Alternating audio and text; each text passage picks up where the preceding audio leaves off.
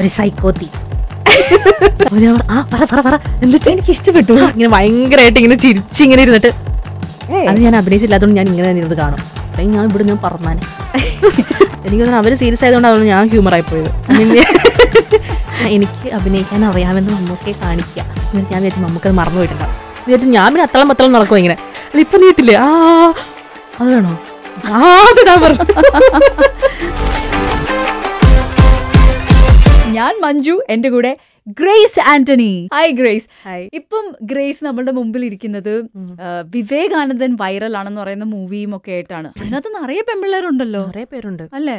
അതിനകത്ത് ഞാൻ പക്ഷെ എങ്കിൽ പോലും എനിക്കൊരു പ്രത്യേക ഒരു സ്ഥാനം സെക്യൂർ, അങ്ങനെയുള്ള റോൾസ് മാത്രമാണോ നമ്മൾ എടുക്കുക? അത് ആഗ്രഹമുണ്ട്, ഇമ്പോർട്ടൻസ് വേണം എന്നുള്ളത്. പക്ഷെ എനിക്ക് എപ്പോഴും സിനിമയിലെ നായികയാവുന്നതിലുപരി എനിക്ക് ആ കഥയിലെ നായികയാവാനാണ് ഇഷ്ടം.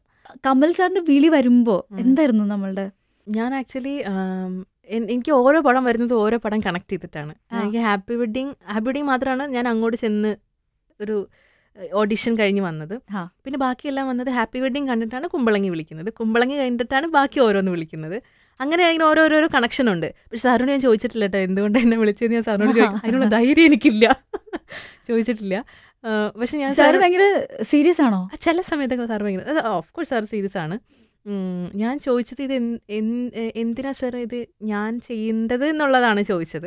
അപ്പം പറഞ്ഞു തനിക്ക് ചെയ്യാൻ പറ്റുമോ, തനിക്ക് ചെയ്യാൻ പറ്റും, എനിക്ക് ഇങ്ങനെ തൻ്റെ മുഖമാണ് വന്നത്, ചെയ്യാൻ പറ്റും എന്ന് പറഞ്ഞു. ഓക്കെ, അപ്പോൾ ഈ ക്യാരക്ടർ സത്യത്തിൽ നമ്മളെ ഹഠാതെ ആകർഷിച്ചിട്ട് തന്നെയാണ് നമ്മൾ എല്ലാ പടവും സെലക്ട് ചെയ്യാൻ എല്ലാം ഒരുപോലത്തെ റീസൺ ആയിരിക്കില്ല, പല പല റീസൺസ് ആയിരിക്കും. അപ്പോൾ ഈ സിനിമയിലെ സബ്ജക്റ്റ് എന്നെ ഭയങ്കരമായിട്ട് അട്രാക്ട് ചെയ്തു. ഇത് പറയേണ്ട സബ്ജക്റ്റാണ്. ഇപ്പോഴത്തെ സമൂഹത്തിൽ സ്ത്രീകൾ നേരിടുന്ന ഒരു പ്രശ്നം ചർച്ച ചെയ്യുന്ന ഒരു സിനിമയാണ്. അതിൽ കുറേ പേരെ പ്രതിനിധീകരിക്കുന്ന ഒരു കഥാപാത്രം കൂടിയാണ് ഈ ഞാൻ പ്ലേ ചെയ്യുന്ന ഡയാന എന്ന് പറഞ്ഞ ക്യാരക്ടർ. ഓക്കെ, അങ്ങനെ സത്യത്തിൽ കമൽ സർ ഇങ്ങനത്തെ ഒരു നേച്ചറിലൊരു പടത്തിന് ചെയ്തിട്ടില്ല. എൻറ്റയർലി ഒരു ഡിഫറെന്റ് വേറൊരു ജോണറിലേക്ക് ഞാനും ആദ്യമായിട്ടാണ് ഇങ്ങനത്തെ ഒരു സിനിമ ചെയ്യുന്നത്. ഇപ്പോൾ വിവേകാനന്ദനുമായിട്ടൊരു ഒരു സീൻ വരുന്നുണ്ട്. ഞാൻ സാർ ഇതെങ്ങനെ സാർ എടുക്കാൻ ഉദ്ദേശിക്കണം സാർ, എങ്ങനെയാ പറഞ്ഞാൽ ഗ്രേസ് പേടിക്കൊന്നും വേണ്ട, എൻ്റെ സിനിമ എന്ന് പറഞ്ഞാൽ അങ്ങനത്തെ ഒരു രീതിയിലേ അല്ല.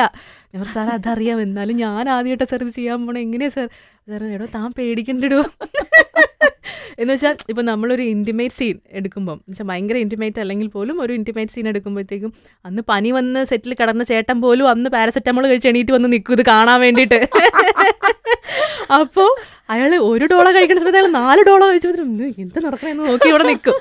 അപ്പോൾ സെറ്റിൽ അന്നില്ലാത്ത ആൾക്കാരില്ല. അപ്പം ഞാനിത് എന്ത് പരിപാടി ഇത്, എനിക്കാണ് ടെൻഷനായി. ഒന്നാമത് നമ്മളെ ഒന്ന് പ്രിപ്പയർ ചെയ്തിട്ടാണ് വന്നിരിക്കണേ. അപ്പോൾ ഞാൻ സാർ ഇതൊന്നും എങ്ങനെ പറ്റത്തില്ല, ഗ്രേസ് പറഞ്ഞോളൂ, ഗ്രേസിന് എങ്ങനെ വേണം. ഞാൻ സാർ ഇവരെയൊക്കെ ഓടിക്കണം sir. Sir cameraman, associate director, പിന്നെ സാർ മറ്റേ ഇത് ക്ലാപ്പ് ചെയ്യണ ആൾ വേണ്ട സാർ, ക്ലാപ്പ് വേണ്ട സാർ, പിന്നെ എൻ്റെ പേഴ്സണൽ ആൾ സാർ. ഓക്കെ ശരി. അങ്ങനെ എല്ലാവരും ഓടിച്ചിട്ട് റൂമിൽ നമ്മൾ മാത്രമായിട്ടോ. അപ്പോൾ ഷൈനുണ്ട്. അപ്പോൾ ഇതിനകത്ത് അത് കഴിഞ്ഞപ്പോഴത്തേക്ക് ഇടയെന്നൊക്കെ ചില ആൾക്കാർ ചായ വേണോ വെള്ളം വേണോ എന്നൊക്കെ ചോദിച്ച് വരാൻ തുടങ്ങി. ഞാൻ പറയാം ഓടിക്കും, എല്ലാവരും ഓടിക്കും. അങ്ങനെയാണ് ചെയ്തിരുന്നത്. ഇന്റർവ്യൂവിന് വന്നിരിക്കുന്ന ഷൈനാണോ ഇനി അഭിനയിക്കാൻ വന്നിരിക്കുമ്പോ എന്നുള്ള ഒരുപാട് കൺഫ്യൂഷൻ. ആദ്യമായിട്ടല്ലേ ഷൈൻ്റെ കൂടെ അഭിനയിക്കുന്നത്? അപ്പൊ എങ്ങനെയുണ്ട് ആ ഒരു experience? Shine as an actor നല്ലൊരു മനുഷ്യനാണ് അയാള്. ആക്ച്വലി എനിക്ക് ഭയങ്കര കൺഫ്യൂഷൻ ഉണ്ടായിരുന്നു, ഇയാളെ എന്ത് ടൈപ്പ് മനുഷ്യനാണെന്ന് അറിയാത്ത ഒരു കൺഫ്യൂഷൻ ആദ്യം ഉണ്ടായിരുന്നു. പക്ഷെ എനിക്ക് തോന്നിയെന്ന് പറഞ്ഞു കഴിഞ്ഞാൽ പുള്ളി നമ്മളെല്ലാം എന്റർടൈൻ ചെയ്യാൻ വേണ്ടി ചെയ്യുന്ന ഒരു പരിപാടിയാണത്. ശരിക്കും ഷൈൻ ഭയങ്കര കൂളാണ്. ശരിക്കും ഷൈൻ എന്ന് പറഞ്ഞാൽ ആർക്കും ഒരു ഉപദ്രവം ഇല്ലാണ്ട് നടക്കുന്ന ഒരു മനുഷ്യനാണെന്നാണ് ഞാൻ മനസ്സിലാക്കുന്നത്. ഐശ്വര്യ വന്നപ്പോഴും ഐശ്വര്യ പറഞ്ഞു എന്റെ ഇങ്ങനെയല്ല. ഇപ്പൊ ലൊക്കേഷൻ ആണെങ്കിൽ പോലും കറക്റ്റ് സമയത്ത് വന്ന് വർക്ക് ചെയ്യുന്ന വളരെ സീരിയസ് ആയിട്ടുള്ള ഒരാളാണ്. ഇപ്പോൾ ഒരു എന്താ പൊസിഷനിൽ ഷൈൻ ഇരുത്തി കഴിഞ്ഞാൽ ഷൈൻ അവിടെ നിന്ന് മാറില്ല, ഷൈൻ അവിടെ തന്നെ ഇരിക്കും.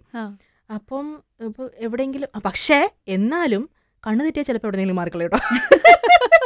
അതായത് ചിലർ പറഞ്ഞു കേട്ടിട്ടുണ്ട് ഷൈനെ പെട്ടെന്ന് നോക്കി കാണത്തില്ല, പൊയ്ക്കളയും എന്നൊക്കെ കേട്ടിട്ടുണ്ട്. അപ്പോൾ ഇതിലൊരു സിറ്റുവേഷൻ ഉണ്ടായെന്ന് പറഞ്ഞാൽ ഷൈനെ ഇങ്ങനെ ഒരു കെട്ടിയിടുന്നൊരു സീനുണ്ട്, ഒരു ചെയറിൽ കെട്ടിയിടുന്ന സീനുണ്ട്. അപ്പം കെട്ടിയിട്ടപ്പോഴത്തേക്കും ഷൈന്, അതായത് നമ്മൾ നോർമലി ആൾക്കാർക്കൊന്നും ഈ കെട്ടഴിക്കാൻ പറ്റൂല. പക്ഷെ ഷൈനെ സംബന്ധിച്ചിടത്തോളം ഷൈൻ ഇതിങ്ങനെ കാണിക്കുമ്പോൾ കെട്ടഴിഞ്ഞു.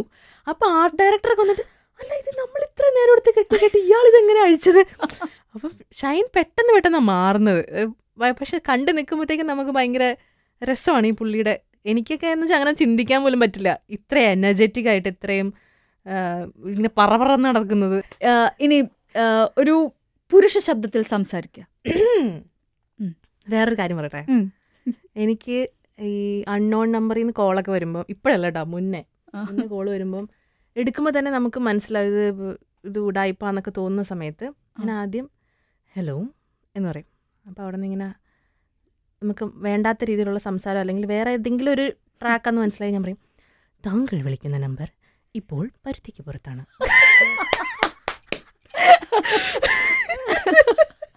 അടിപൊളി.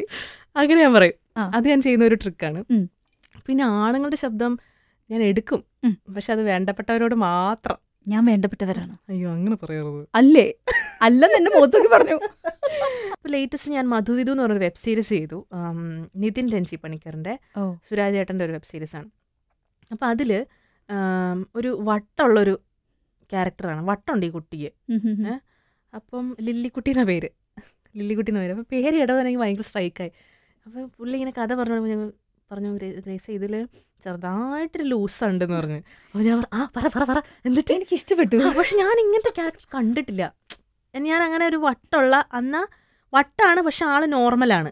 ആദ്യം ചെന്നപ്പോഴത്തേക്ക് നമുക്കൊരു ട്രാക്ക് കിട്ടൂല. ഫസ്റ്റ് എപ്പോഴും നമ്മൾ ചെല്ലുമ്പോൾ നമ്മൾ ഒന്ന് ബ്ലാങ്ക് ആയിരിക്കും. ഏതെങ്കിലും ഒരു രീതിയിൽ ഒന്ന് മാനറസും ഒക്കെ കിട്ടി, ഒന്ന് അപ്രൂവൽ കിട്ടി കഴിയുമ്പോഴാണ് നമ്മൾ അത് പിടിച്ചു പോകുന്നത്. അത് ആദ്യം എടുക്കുന്നത് ക്ലൈമാക്സോ എല്ലാം ആണെങ്കിൽ തീർന്ന്. പക്ഷെ ആദ്യമേ ഫസ്റ്റ് സ്റ്റെപ്പ് തൊട്ട് എടുക്കുവാണെങ്കിൽ നമുക്ക് ആ മാനറിസം കറക്റ്റായിട്ട് പിടിച്ചു പോരാം. അപ്പോൾ ഇതിലും എനിക്ക് ആക്ച്വലി ഫസ്റ്റ് തൊട്ടാണ് എടുത്തു തുടങ്ങിയത്. അതുകൊണ്ട് ഞാൻ ഓക്കെ ആയിരുന്നു. അപ്പം ഞാൻ ചില ഇങ്ങനെ ഭയങ്കരമായിട്ട് ഇങ്ങനെ ചിരിച്ചിങ്ങനെ ഇരുന്നിട്ട് പെട്ടെന്ന് ഇങ്ങനെ സീരിയസ് ആവുന്ന സംഭവം, അത് ഞാൻ ആക്ച്വലി പുള്ളി എന്നോട് എക്സ്പ്ലെയിൻ ചെയ്ത് തരുന്ന സമയത്ത് ഞാൻ ഭയങ്കര ക്യൂരിയസ് ആയിട്ട് ഇങ്ങനെ കേട്ടിട്ട് എനിക്ക് മനസ്സിലായി പുള്ളി പറയുന്നത് സീരിയസ് ആണ്. അപ്പം ഞാൻ ചിരിക്കാൻ പാടില്ലെന്ന് മനസ്സിലായപ്പോൾ ഞാൻ പെട്ടെന്ന് ഇങ്ങനെ മാറ്റിയതാ. ഇത് തന്നെ എൻ്റെ ക്യാരക്ടർ. ഇത് ഇപ്പം ഇട്ടില്ലേ, ആ സാരം ഇടാൻ പറ്റുമോ? അപ്പോൾ ഞാൻ പറഞ്ഞു ഏത് അല്ല ഇപ്പം നീട്ടില്ലേ, അത് വേണോ, അതിടാൻ പറഞ്ഞു. ഗ്രേസിന് ഇഷ്ടപ്പെട്ട ഗ്രേസ് മൂവി ഏതാ? എനിക്കിഷ്ടപ്പെട്ട എൻ്റെ മൂവി അങ്ങനെ മൂവി എന്ന് പറയാൻ പറ്റില്ല. എനിക്ക് ക്യാരക്ടർ എന്ന് പറയാൻ പറ്റില്ല. എനിക്ക് ചില സീൻസും ചില ഷോട്ട്സുമാണ് എനിക്ക് ഭയങ്കര ഇഷ്ടമായിട്ട് തോന്നിയിട്ടുള്ളത്. മധുവിധുവിൽ അങ്ങനെ ഒരു ഷോട്ടുണ്ട്, അപ്പനിലുണ്ട് അങ്ങനെ ഒരു ഷോട്ട്. എന്തോ പറഞ്ഞു കഴിയുമ്പോഴത്തേക്ക് ഒരു റിയാക്ഷൻ ഉണ്ട്, ഇങ്ങനെ ഭയങ്കര ചിരിച്ചിട്ട് ഇങ്ങനെ ചമ്മി പോണൊരു ഒരു റിയാക്ഷൻ ഉണ്ട്. ആ സിറ്റുവേഷനിൽ അവരുടെ എല്ലാവരുടെയും കൂടെ നിന്ന് അങ്ങ് ചമ്മി പോണൊരു സിറ്റുവേഷൻ ഉണ്ട്. അത് ആ ഒരു എക്സ്പ്രഷൻ, പർട്ടിക്കുലർ എക്സ്പ്രഷൻ മാത്രം എനിക്ക് ഭയങ്കര ഇഷ്ടമുള്ള ഒരു എക്സ്പ്രഷൻ. ഞാൻ എൻ്റെ സിനിമകളൊന്നും കാണാറില്ലെങ്കിലും ഒന്നും കാണാറില്ല, റിപ്പീറ്റ് ചെയ്യാറേ ഇല്ല. എന്നുവെച്ചാൽ ഒരു തവണ കാണും. ഓക്കെ, അത് ഞാൻ ഇങ്ങനെ കാണും. എന്റെ പോർഷൻ എത്തുമ്പോഴത്തേക്ക് ഞാൻ കണ്ണ് ചെറുതായിട്ട് അതാണ്. പിന്നെ കുമ്പളങ്ങി നൈറ്റ്സിൽ എനിക്ക് ഫഹദിക്ക ഇങ്ങനെ എല്ലാം ബാറ്റ് അടിച്ചു കഴിഞ്ഞിട്ട് തിരിഞ്ഞു പോയി ഒരു വാളിന്റെ അവിടെ പോയി ഇങ്ങനെ നിൽക്കില്ലേ, നിന്ന് കഴിയുമ്പോൾ എൻ്റെ ഒരു റിയാക്ഷൻ ഉണ്ട്, ഇങ്ങനെ നിൽക്കുന്ന ഒരു റിയാക്ഷൻ ഉണ്ട്, അന്തം വിട്ട് കുന്തം വിഴുങ്ങി നിൽക്കുന്നത്. അപ്പോൾ അത് ആ ഷോട്ട് എടുക്കുന്ന സമയത്ത് ഞാൻ ആദ്യം അന്തം വിട്ടപ്പോഴൊന്നും ടേക്ക് വർക്ക് ആവണില്ല. വൺ മോർ പറഞ്ഞിങ്ങനെ പോവുക. അപ്പോൾ എനിക്ക് ആക്ച്വലി അല്ല ഇതെന്തിനാ ഇപ്പോൾ 1 more പറയണം, എനിക്ക് മാക്സിമം അന്തം വിടൽ അതേ ഉള്ളൂ. അപ്പോൾ ഇത് 1 more കുറച്ചുകൂടെ വേണം എന്ന് പറഞ്ഞപ്പോഴത്തേക്കും ഞാൻ അല്ല ഇതിപ്പോൾ എന്താ സംഭവിക്കണം, ഇതാണ് എൻ്റെ അന്തം വിടൽ അല്ല പിന്നെയെന്ന് പറഞ്ഞ് ഞാൻ വിട്ട ആ അന്തം വിടലാണ് അവർ ഓക്കെ വെച്ചിട്ടൊക്കെ ചേട്ടേക്ക്. ഇനി ഒരു നെഗറ്റീവ് ഷെയ്ഡ് ചെയ്യണം. അതാണ് ആഗ്രഹം. നീ എൻ്റെ ഒരു ആഗ്രഹം അതാണ്, ഒരു കട്ട ഡാർക്ക്, ഒരു സൈക്കോത്തി. അത് പറയുന്നതിൽ തന്നെ സൈക്കോത്തി പ്രശ്നമുണ്ട്. വേണ്ടേ നമുക്ക് ഫീമെയിൽ സൈക്കോത്തി വേണ്ടേ? നമുക്ക് ഷമ്മി മാത്രം പോരാ. ഇപ്പം പറഞ്ഞു സൈക്കോത്തി ക്യാരക്ടർ ചെയ്യണമെന്ന്, അതുപോലെ തന്നെ നമ്മളൊരു ആഗ്രഹമാണ് വേറെ ഏതെങ്കിലും ക്യാരക്ടറിന് വേണ്ടി ഡബ് ചെയ്യണം എന്നുള്ളത്. അത് ലിജോ ചേട്ടൻ്റെ മോഹൻലാൽ മൂവിയാണ്. അറ്റ്ലീസ്റ്റ് ഒന്ന് ചെന്ന് പോയി റിലീസിന് മുന്നേ എങ്കിലും മലയക്കോട്ടെ വാലിബ കാണാമല്ലോ എന്ന് വിചാരിച്ചിട്ട് ഞാൻ ചെല്ലുന്നത്. പക്ഷെ ചെന്ന് കഴിഞ്ഞപ്പം നമുക്ക് ആക്ച്വലി നമ്മൾ പെർഫോം ചെയ്യുമ്പോൾ അറിയാം നമ്മൾ എന്തൊക്കെ ചെയ്തു വെച്ചിട്ടുള്ളതെന്ന്. ഇത് വേറൊരാളുടെ ചെയ്യുമ്പോഴത്തേക്കും അതും എന്നോട് പറഞ്ഞത് ലിജോ ചേട്ടൻ ഗ്രേസ് കനകമൊക്കെ ചെയ്തില്ലേ, കനകത്തിൽ ഭയങ്കര എക്സ്ട്രാ ആയിട്ട് നമ്മൾ കുറേ ചെയ്തിട്ടുണ്ട് ലൗഡായിട്ട്. അപ്പം കനകത്തിൽ ആ ഒരു ഡ്രാമാറ്റിക് ഫീൽ എനിക്ക് വേണം, ഒരു ഡ്രാമയൊക്കെ ഇതിൽ കൂടെ പോകുന്നുണ്ട്. അപ്പോൾ അങ്ങനെ കുറച്ച് ഡ്രാമാറ്റിക് ആയിട്ട് സ്റ്റേജിലൊക്കെ പെർഫോം ചെയ്യുന്ന പോലെയൊക്കെ വേണം ചില സംഭവങ്ങളൊക്കെ പറയാനൊന്ന് ട്രയൽ ചെയ്ത് നോക്കുന്നുണ്ട്. അതിനകത്ത് കുറച്ച് തമിഴ് എലമെൻസും ഒക്കെ ഉണ്ട്. തമിഴ് അറിയുമെന്ന് ചോദിച്ചപ്പോൾ ഞാൻ പറഞ്ഞു തമിഴ് അറിയാം എന്ന് പറഞ്ഞിട്ടാണ് ചെല്ലുന്നത്. ചെന്ന് കഴിഞ്ഞപ്പോൾ എനിക്ക് കുറച്ച് പറഞ്ഞു തുടങ്ങിയപ്പോൾ എനിക്ക് മനസ്സിലായി ഇത് നമ്മൾ വിചാരിക്കുന്ന പരിപാടിയല്ല. കാരണം എന്താണെന്ന് വെച്ച് കഴിഞ്ഞാൽ ഇവർ മലയാളിയല്ല. അതുകൊണ്ട് തന്നെ ഇവർ മലയാളം പ്രൊനൗൺസ് ചെയ്യുന്നത് പ്രശ്നമുണ്ടാവും. ലിപ്പ് മാത്രമല്ല വേർഡ്സും. നമ്മളിപ്പം ഞാൻ പറയുന്നത് എന്ന് പറയുമ്പോൾ എനിക്കറിയാം ഞാൻ പറയുന്നത് എന്ന് പറയുന്ന ഒരൊറ്റ വേർഡാന്ന് എനിക്കറിയാം. അവർ പറയുന്നത് വെച്ച് കഴിഞ്ഞാൽ ഞാൻ പറയുന്നത് എന്നാ പറയുന്നത്. അപ്പോൾ നമ്മള് വേണ്ടാത്തരത്തിലുള്ള വേണ്ടാത്തരത്ത് പോസ് ഉണ്ടാവും, വേണ്ടാത്ത സ്ട്രെച്ച് ഉണ്ടാവും, പിന്നെ ചില സമയം ഫില്ല് ചെയ്തിട്ടുണ്ടാവില്ല. അപ്പോൾ അവിടെയൊക്കെ നമ്മൾ ഫില്ല് ചെയ്ത് ഇങ്ങനെ നീട്ടി ചിലപ്പോൾ വലിച്ച് ചിലപ്പോൾ ഒരു ഭയങ്കര സ്പീഡിൽ പറഞ്ഞു പോകും. അപ്പോൾ അതൊക്കെ ഞാൻ കുറച്ചധികം പാടുപെട്ടു ചെയ്ത് തീർക്കാൻ വേണ്ടിയിട്ട്. അപ്പോൾ അതിൽ നായികനെ നമ്മൾ കാണുമ്പോൾ കേൾക്കേണ്ടത് എൻ്റെ ഗ്രേസിനെയാണ്. അത് ഞാൻ അഭിനയിച്ചില്ലാത്തതുകൊണ്ട് ഞാൻ ഇങ്ങനെ തന്നെ ഇരുന്ന് കാണും. എന്റെ സൗണ്ട് ആണല്ലോ, കുഴപ്പമില്ല. അപ്പോഴും പ്രശ്നമല്ലേ എന്റെ ശബ്ദം അല്ലേ? നമ്മളുടെ എന്തെങ്കിലും ഒരു എലിമെന്റ് ഉണ്ടെങ്കിൽ നമുക്ക് അതൊരു പ്രശ്നമാണ്. നമ്മളുടെ ഇതുപോലെ തന്നെയാണോ ഡാൻസും? എനിക്ക് ഇഷ്ടമുള്ള ഒരു പരിപാടിയാണ് ഡാൻസ് ചെയ്യാന്ന് പറഞ്ഞാൽ. അതെന്ന് വെച്ചാൽ എനിക്ക് കൂടുതലും ഇഷ്ടം വെസ്റ്റേൺ ആണ് ചെയ്യാനായിട്ട്. പക്ഷെ പഠിച്ചതൊക്കെ ക്ലാസിക്കലാണ്. ഡിഗ്രി എടുത്തിരിക്കുന്നത് ഭരതനാട്യത്തിലാണ്. അതെ. അത് ഇവിടെ മാത്രമേ അതിന്റെ കോഴ്സ് ഉള്ളൂ. വെസ്റ്റേൺ ചെയ്യണമെങ്കിൽ പുറത്ത് പോകണം. പിന്നെ ഇവിടെ ഡാൻസ് ചെയ്യണമെങ്കിൽ ഭരതനാട്യം ഉള്ളൂ അല്ലെങ്കിൽ ക്ലാസിക്കലേ ഉള്ളൂ എന്നുള്ളതുകൊണ്ട് ഞാൻ അത് ചെയ്തതാണ്. അല്ലെങ്കിൽ ഞാൻ ഇവിടെ പറഞ്ഞാനേ. അമ്മ ഭയങ്കര കഥാപാത്രമാണല്ലോ നിങ്ങളെല്ലാവരും. അമ്മ ചോദിക്കും. അതെ, ശരിക്കും അമ്മ ഒരു കഥാപാത്രമല്ല, അമ്മയാണ് എല്ലായിടത്തേക്കും വരുന്നത്. ഇല്ല, ആദ്യമൊക്കെ അമ്മയായിരുന്നു വന്നുകൊണ്ടിരുന്നത്. ഹലാൽ ലവ് സ്റ്റോറി തൊട്ട് അമ്മ പറഞ്ഞു ഇനി നിന്റെ കൂടെ ഞാൻ വരില്ല എന്ന് പറഞ്ഞു. എന്താ? അതായത് അമ്മയെ ഞാൻ കൊണ്ടുപോയി ഞാൻ അമ്മയെ നോക്കണം, ഞാൻ അഭിനയിക്കാനാണ് പോണത്, അമ്മയെ നോക്കണം. ഞാൻ അമ്മയെ നോക്കണം എന്ന് വെച്ചാൽ അമ്മച്ചിക്ക് പല കാര്യങ്ങളും മാനസികമാണ്. പുറത്തേക്ക് ഇറങ്ങിക്കഴിഞ്ഞാൽ ഇത്ര സമയത്ത് ചായ കുടിച്ചില്ലെങ്കിൽ തലവേദന, ഉച്ചയ്ക്ക് ഇത്ര സമയത്ത് ചായ കുടിച്ചില്ലെങ്കിൽ വയറുവേദന, അത് കഴിഞ്ഞ് വൈകിട്ട് ഇത്ര സമയത്ത് ഭക്ഷണം കഴിച്ചില്ലെങ്കിൽ നടുവേദന, ഇങ്ങനെ പല പല സംഭവങ്ങളുണ്ട്. അപ്പം ഞാൻ അമ്മയെ കൊണ്ടുപോയി കഴിഞ്ഞാൽ ഞാൻ ഇതിനെല്ലാം അമ്മയുടെ പുറകെ നടക്കണം. കാര്യം അമ്മ എന്നെ നോക്കാനാണ് വന്നേക്കുന്നത്, എന്നാൽ പോലും എനിക്ക് ടെൻഷനാണ്. അതായത് പുള്ളിക്കാരിക്ക് ലൊക്കേഷനിൽ എല്ലാവരുടെയും കൂടെ നിന്ന് മിങ്കിൾ ചെയ്യാനൊക്കെ ഇത്തിരി പാടാണ്. അപ്പം മാറി എവിടെയെങ്കിലൊക്കെ ഇരിക്കത്തേ ഉള്ളൂ. എന്നാലും എനിക്ക് ടെൻഷനാണ്. സമയത്ത് ഭക്ഷണം കഴിച്ചോ തലവേദന, സമയത്ത് ഭക്ഷണം കഴിച്ചില്ലേ അയ്യോ വയറുവേദന, എനിക്ക് ടെൻഷൻ, അയ്യോ നടുവേദന വന്നാൽ ഞാൻ തന്നെ തിരുമണം. അപ്പോൾ എനിക്ക് പേടിയാ. അപ്പോൾ ഒരു പോയിന്റ് കഴിയുമ്പോൾ അമ്മ തന്നെ പറഞ്ഞു ഇനി ഞാൻ വരുന്നില്ല.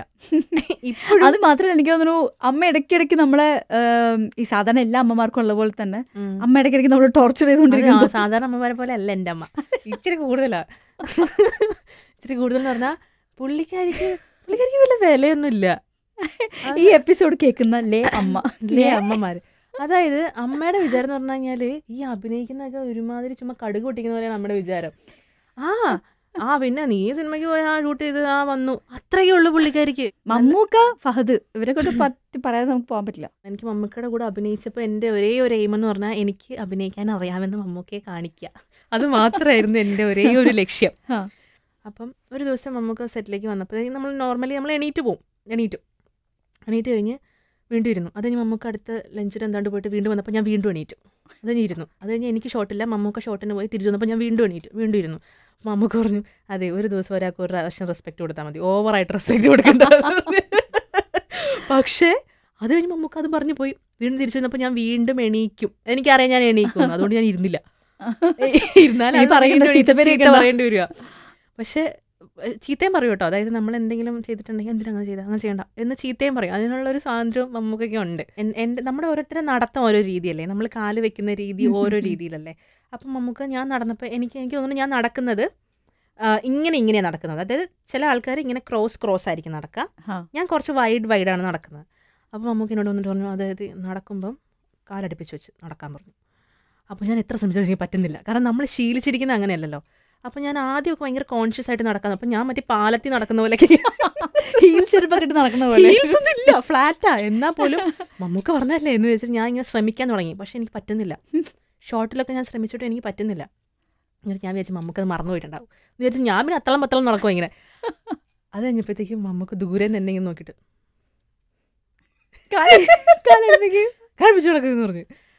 പിന്നെ ഞാൻ പിന്നെ ഫുൾ എൻ്റെ മനസ്സിൽ ഇതാണ് കാലടുപ്പിച്ച് വെച്ചു. കാരണം വെച്ചാൽ ചിലപ്പോൾ ആ ക്യാരക്ടറിന് ചിലപ്പം അതായിരിക്കും ഭംഗി ഉണ്ടാവുക. ഇനി നമ്മൾ ഷമ്മീനെ കൂടെ നമുക്ക് കഥയിൽ ഉൾപ്പെടുത്തണം. യെസ്, ഷമ്മി ഇപ്പൊ തിരിഞ്ഞു നിൽക്കുകയാണ്. ഫഹദ്ക്കയുടെ കൂടെ ഞാൻ ആ ഒരു സിനിമയാണ് ചെയ്തത്. പിന്നെ ഞാൻ സിനിമ ചെയ്തിട്ടില്ല ഫഹദ്ക്കയുടെ കൂടെ. പക്ഷെ അത് തന്നെ ഒന്നാലോചിച്ചാല് ഗ്രേസ് ആദ്യമായിട്ട് ഒരു വലിയൊരു റോൾ ചെയ്യുമ്പോൾ അത് തന്നെ വന്ന് ഫഹദിക്കയുടെ ഓപ്പോസിറ്റ് ചെയ്യാന്ന് പറയുന്നത് വലിയൊരു കാര്യമാണ്. അന്ന് പക്ഷെ നമുക്ക് അന്നേരം ഭയങ്കര അയ്യോ ഫഹദിന്റെ നായിക എന്നുള്ള ഭയങ്കര ഒരു എക്സൈറ്റ്മെന്റ് ആയിരുന്നു. പക്ഷെ അന്ന് എനിക്ക് ഈ പറഞ്ഞ പോലെ ഒരു ആക്ടർ ടു ആക്ടർ നിൽക്കാൻ നേരത്ത് നമ്മൾ കുറേ കാര്യങ്ങൾ എക്സ്പെരിമെന്റ് ചെയ്യാവുന്ന സാഹചര്യങ്ങൾ ഉണ്ടായിരുന്നു. പക്ഷെ ഇന്നാണ് എനിക്ക് അങ്ങനത്തെ ഒരു സംഭവം കിട്ടിയെന്നുണ്ടെങ്കിൽ, അല്ലെങ്കിൽ ഇന്നാണ് ഞാൻ ഫഹദിയുടെ കൂടെ വർക്ക് ചെയ്യണമെന്നുണ്ടെങ്കിൽ കുറേ കൂടെ നമുക്ക് കുറച്ചും കൂടെ എന്താ പറയുക ഇൻപുട്ട് കൊടുത്ത് നമുക്ക് ചെയ്യാൻ പറ്റുന്ന ഒരു സിറ്റുവേഷനാണ്. അന്ന് നമുക്ക് അറിയത്തില്ലല്ലോ, അന്ന് നമ്മൾ ഫഹദിനെ ഇങ്ങനെ അല്ലെങ്കിൽ ഫഹദിക്കയുടെ കൂടെയാണെന്നുള്ള ഒരു ഫീൽഡാണ് നമ്മൾ കാണുന്നത്. ഗ്രേസ് കുറച്ചും കൂടെ കാര്യങ്ങൾ ഇങ്ങനെ ചെയ്താലോ എന്ന് ചോദിക്കാമായിരുന്നു, അല്ലെങ്കിൽ കുറച്ചും കൂടെ കമ്മ്യൂണിക്കേഷൻ വരുത്തായിരുന്നു. അന്ന് ആ കമ്മ്യൂണിക്കേഷൻ ഒന്നുമില്ല. ചിരിപ്പിക്കാനാണ് ഏറ്റവും പാട് എന്നാണല്ലോ പറയാം. അപ്പൊ അതിനുള്ളൊരു സംഭവം നാച്ചുറലി ഉള്ളതാണോ? ജന്മന എൻ്റെ അപ്പനമ്മ പപ്പയും അമ്മയും അങ്ങനെ തമാശ പറയുന്ന കൂട്ടത്തിലല്ല. എനിക്ക് തോന്നുന്നു അവർ സീരിയസ് ആയതുകൊണ്ടാണ് ഞാൻ ഹ്യൂമറായി പോയത്. എനിക്ക് തമാശ കേൾക്കാനും ഇഷ്ടമാണ്, തമാശ പറയാനും ഇഷ്ടമാണ്. പക്ഷേ കുറച്ചും കൂടെ ഒരു ഉൾവലിവുള്ള ആളാണ് ഞാൻ. എനിക്ക് അഭിനയിക്കുമ്പോഴാണ് കുറച്ചും കൂടെ ഒരു ഇങ്ങനെ തുറന്നു വിടൂലേ നമ്മളെ, അതെനിക്ക് കിട്ടുന്നത് അഭിനയിക്കുമ്പോഴാണ്. അന്നേരം ഞാൻ ഭയങ്കരമായിട്ട് എൻജോയ് ചെയ്യും. എനിക്ക് ഇപ്പോഴത്തെ എൻ്റെ ഏറ്റവും വലിയ ആഗ്രഹമാണ് ദിലീപേട്ടൻ്റെ കൂടെ ഒരു പടം ചെയ്യണമെന്ന്.